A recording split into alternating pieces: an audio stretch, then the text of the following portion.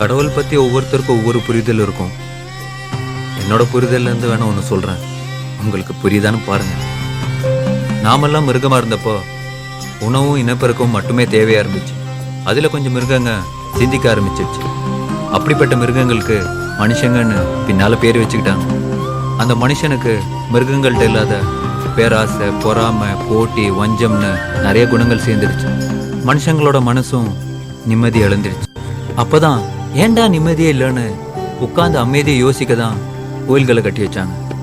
உட்கார்ந்து ஒழுக்கமா யோசிச்சவங்க நிம்மதியை கெடுத்த தேவையில்லாத குணங்களை உதுத்து விட்டுட்டு கடவுள் நிலையை அடைஞ்சாங்க. அந்த கடவுள் நிலையை அடைஞ்சவங்க கொடுத்துட்டு போன சிலபஸ் தான் திருமந்திரம், திருக்குறள், பகவத்கீதா, குர்ஆன், தம்மபதம், பைபிள்னு எல்லாம். அந்த சிலபஸை உண்மையா புரிஞ்சிட்டவங்க கடவுளோட மன